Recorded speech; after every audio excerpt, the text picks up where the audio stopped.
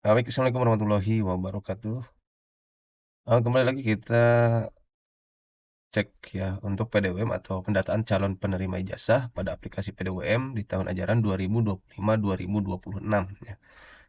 Yang mana di sini ketika kita sudah login pada aplikasi PDWM di bagian menu dashboard di sini ada informasi bahwa pendataan calon penerima ijazah tahun ajaran 2025-2026 sudah dibuka sampai tanggal 31 Januari 2026. Data calon penerima ijazah menjadi dasar untuk alokasi belangko ijazah tahun 2025-2026. Nah, di sini ada syarat untuk melakukan sinkron data dengan EMIS. Yang pertama, data siswa tingkat akhir ya, kelas 6, kelas 9 atau kelas 12 di EMIS sudah rampung dan valid ya, tidak ada residu di verbal VD-nya. Atau semua datanya sudah valid Dukcapil atau sudah ber-NISN. Intinya tidak ada residu di verbal VD-nya. Yang kedua, untuk jenjang MA yang masih menggunakan kurikulum 2013, pastikan siswa di EMIS sudah dimasukkan ke dalam rombel dengan jurusan yang tepat, ya, memilih jurusan umum khusus untuk MAK sesuai dengan jurusan masing-masing ya. Itu. Jadi silakan untuk yang tingkat MA yang masih menggunakan kurikulum K13 silakan sesuaikan jurusannya. Kalau yang sudah menggunakan kurikulum Merdeka itu sudah tidak ada pilihannya ya. Itu sudah jurusannya tetap umum. Hanya satu gitu. Terus yang ketiga, syarat ajuan validasi calon penerima ijazah tahun ajaran 2025-2026 harus valid NISN, data Dukcapil, ya, tingkatnya sudah sesuai dan rapot. Nah, rapot yang dimaksud di sini sebagaimana yang sudah kita ketahui bersama bahwa tahun sekarang kita diwajibkan untuk menggunakan RDM atau rapot digital madrasah ya. Dan kita pastikan untuk nilai RDM-nya ini sudah terkirim ke Pusdatin. Artinya kalau nilai RDM-nya sudah terkirim ke Pusdatin, nilai yang tertera di rapot digital madrasah atau di RDM ini sudah masuk ke Perpal peserta didik atau Perpal PD ya. Jadi silakan dicek terlebih dahulu pada aplikasi RDM-nya ya di sini apakah sudah terkirim atau belum, kita bisa mengeceknya di sini. Nah, di sini di bagian kita masuk ke RDM HD Madrasah ya terlebih dahulu untuk mengeceknya apakah sudah terkirim atau belum ke Pusdatin nilai RDM-nya sesuai dengan tahun ajarannya untuk khususnya untuk kelas akhir ya, kelas 6, kelas 9 ataupun kelas 12 gitu. Di sini kita masuk ke rincian siswa ya, pilih tahun ajaran, kita pilih yang tahun ajaran sekarang atau saya tetapkan di sini semua semester ya. Khusus untuk di kelas akhir di sini, semua semester di kelas akhir gitu. Untuk tingkatnya tingkat kelas 6 di sini. Nah, untuk memastikannya kita bisa mengeceknya di sini ya. Di sini cek, saya contohkan di sini, contoh di sini salah satu siswa saya cek.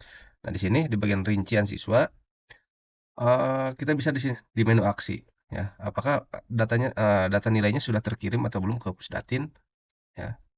Tuh, kita lihat ya di sini ada tombol lihat pada menu aksi.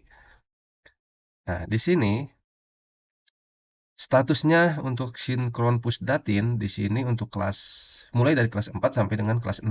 Ya, kelas 4 semester genap ganjil ganjil genap ya. Kelas 5 ganjil genap dan kelas 6 semester ganjil yang kemarin. Ini statusnya sudah terkirim. Ya, sudah terkirim di sini kita juga bisa melihatnya tanggal kirimnya untuk yang kelas 6 yang apa yang tahun ajaran 2025-2026 yang kelas 6 ini kita bisa melihatnya tanggal kirimnya kemarin di tanggal 26 bulan Desember ya.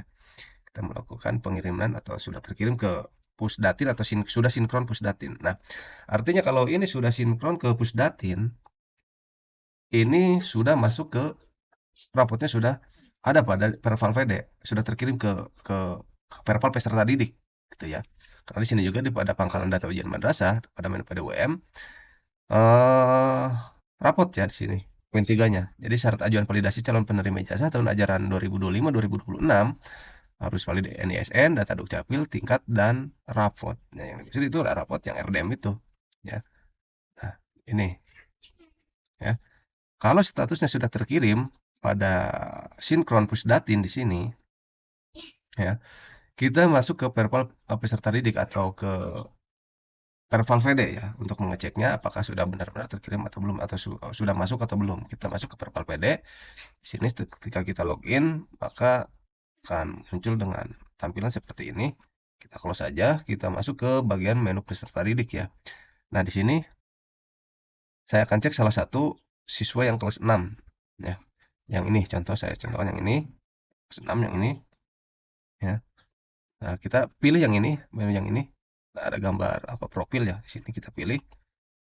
Nah, di sini kita lihat di bagian Erafot ya. Erafot. Apakah sudah masuk belum Erafot atau nilai RDM ke Perval peserta didik? Kita bisa mengeceknya di sini di Erafot. Nah, kita klik atau pilih ya bagian menu Erafot. Nah, di sini sudah muncul nilainya ya. Dari nilai kelas 4 sampai dengan kelas berapa nih? Nah, oke ini sampai kelas 6 ya, semester ganjil kemarin. Nah, ini mungkin nanti akan menjadi dasar eh, nilai ijazah nantinya gitu ya. Nah, ini sudah terkirim nilainya ke Erafot di Perpal peserta didik ya di sini. Ini dari tahun ajaran eh, apa 2024 2023 2024 sampai 2025 2026, artinya nilai dari kelas 4 ya, kelas 4 kelas 5 dan nilai 5 semester, intinya seperti itu. Nilai 5 semester berarti kalau di tingkat MI mulai dari nilai kelas 4 sampai dengan nilai kelas 6 semester ganjil gitu. Jadi ada 5 semester kayak gitu ya. Ini penyesuaian untuk nilai ijazah nantinya ya.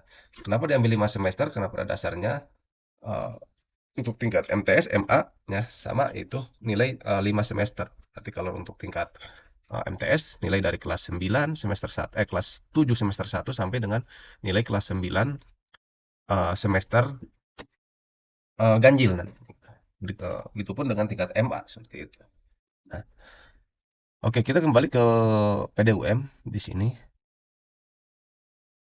Kita cek di sini juga ada prosedur pendataan. Nah, di sini prosedur acuannya ya, tahapan-tahapan yang harus kita lalui. Ketika kita pendataan ini sudah dibuka atau pendataan calon penerima ijazah tahun ajaran 2025-2026 PDM sudah dibuka. Di sini ada prosedur pendataannya. Silakan yang pertama kita baca-baca dulu ya, bahwa lengkapi data lembaga, isi nama dan NIV, NIP kepala madrasah kalau ada NIP-nya. Jika madrasah belum akreditasi, tentukan madrasah pelaksananya. Jadi kita ngikut ke uh, madrasah yang sudah akreditasi untuk menentukan siswa kita ditempatkan pada menginduk kepada sekolah yang sudah terakreditasi gitu ya untuk penerbitan ijazah nantinya. Yang kedua, lakukan sinkron emis pada menu data siswa. Ya, sinkron emis pada menu data siswa. Yang ketiga, jika data siswa sudah lengkap, silakan ajukan validasi. Ini jika data siswa sudah lengkap. Ya. Nah, berkaitan dengan poin 3, dikarenakan emis ini belum bisa kita buka, ya. Mungkin nanti kita bisa buka untuk emis di tanggal 11. Ya. Hari ini kan belum bisa buka ya emisnya. Kita jangan dulu lakukan ajukan validasi lah sementara ini ya. Kita tunggu emisnya buka terlebih dahulu ya. Mungkin nanti ketika kita mengajukan validasi di PDUM ini statusnya nanti masih ada yang tidak valid gitu ya. Yang keempat, jika madrasah Anda pelaksana ujian madrasah, silahkan cetak DNS DNT. Nah, ini untuk pelaksana ya. Ya. Khusus untuk jenjang RA, silahkan cetak hasil validasi sebagai bukti validasi dari aplikasi PDUM. Nah ini, oke kita yang melakukan langkah yang pertama ketika kita sudah login dan PDUM sudah pendataan sudah dibuka sampai dengan tanggal 31 Januari, tentunya kita sudah bisa melakukan tahapan-tahapan awalnya ya. Yang pertama kita akan melakukan tahapan awal sesuai dengan prosedur pendataan, yaitu kita akan melengkapi data lembaga ya atau isi nama dan NIV kepala madrasah. Kita masuk ke menu data lembaga di sini ya. Masuk ke data lembaga. Nah, di sini total siswa laki-laki perempuan ini belum ada ya karena kita belum melakukan sinkron dengan emis gitu ya. Di sini kita atur pelaksanaan ujian madrasahnya kita mandiri ya, masih berbasis kertas pensil. Kalau Bapak Ibu menggunakan berbasis komputer silahkan pilih berbasis komputer gitu ya. Saya berbasis kertas pensil, saya pilih yang berbasis kertas pensil. Berikutnya di bawah di sini ada data kepala madrasah ya. Tombol edit kamad diperuntukkan untuk penyesuaian nama dan gelar kamad ya. serta penambahan spasi dan tanda baca titik dan koma. Ini nama kepala madrasah, silakan diakhiri dengan nama gelarnya gitu ya. Dan masukkan NIV-nya kalau ada. Nah, saya akan coba lakukan pilih kamar di sini sesuai dengan data NIK ya. Saya pilih kamar berdasarkan data NIK. Sebentar, saya pilih di sini. Oke, kita apa namanya?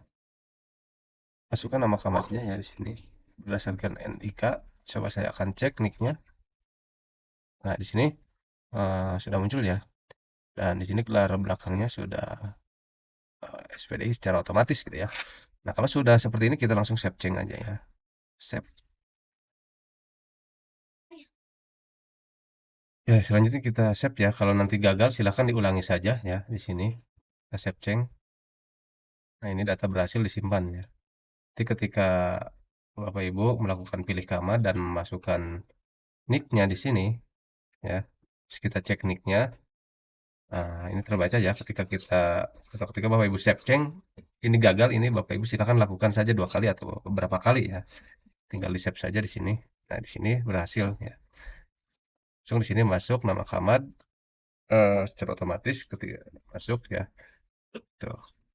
Nah, ini ada pada data lembaga ya, mulai dari namanya. Nah, ini untuk data madrasahnya ya. Selanjutnya kita masuk ke data siswa. Karena di awal di sini dashboard. Nah, kita sudah melakukan prosedur pendataan untuk melengkapi data lembaga ya. Isi nama dan NIP kepala madrasah. Jika madrasah belum terakreditasi, tentukan madrasah pelaksana tadi itu ya di data lembaga di sini. Tuh.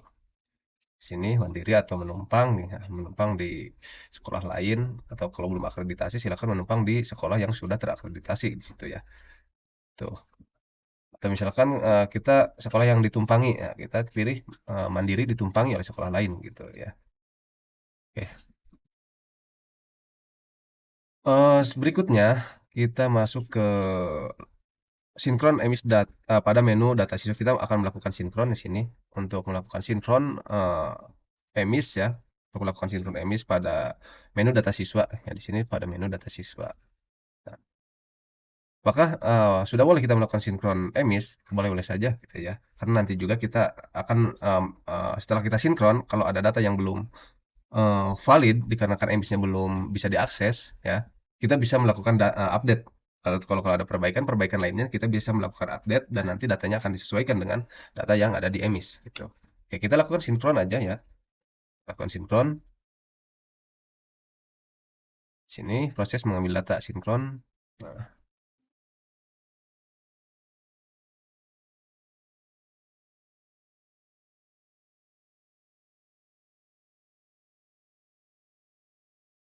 kita tunggu sampai sinkron siswa kelasnya, apa sinkron sinkron siswa dari emisnya selesai ya.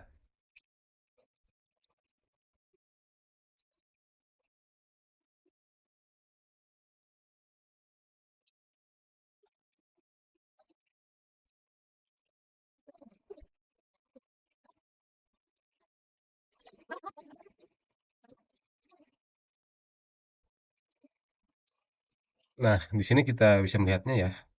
Untuk sukses 3 dan gagal 11. Tuh. Ini nggak masalah ya. Kita nanti akan lakukan kembali ketika emisnya sudah dibuka ya. Kita akan melakukan sinkron ulang. Gitu.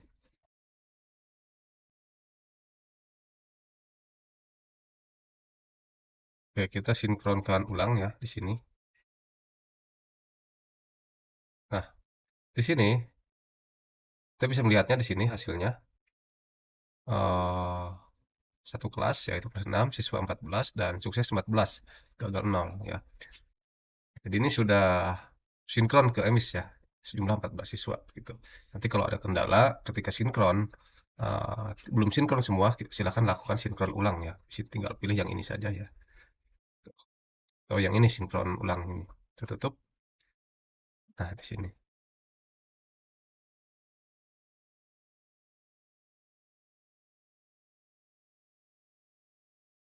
Nah, sementara itu kita sampai situ dulu ya. kita baru melakukan 2 ya pada proses pendataannya. Yang pertama baru melakukan melengkapi data lembaga tadi sudah, yang kedua kita lakukan sinkron emis pada menu data siswa yang ini tadi itu ya. Dan untuk validasi data ini kita belum diajukan ya, kita belum mengajukan, maka di sini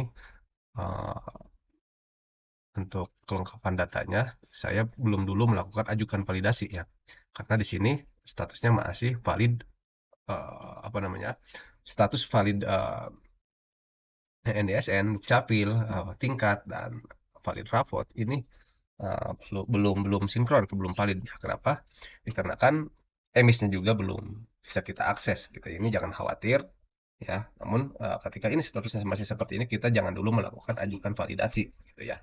Tunggu sampai emisnya dibuka ya. Dan ini sudah benar-benar sudah valid semua statusnya, sudah terchecklist hijau ya. Kalau masih ada yang silang merah, ini kita jangan dulu melakukan ajukan validasi. Itu saja uh, terkait pendataan PDUM. Silahkan dicek langkah-langkah tahapan sebelumnya sebelum kita melakukan pendataan pada PDUM ya. Mulai dari rapot, apakah nilainya sudah terkirim dari RDM ke Pusdatin dan sudah muncul nilainya pada data perpal peserta didik atau sudah atau belum ya, kita cek terlebih dahulu.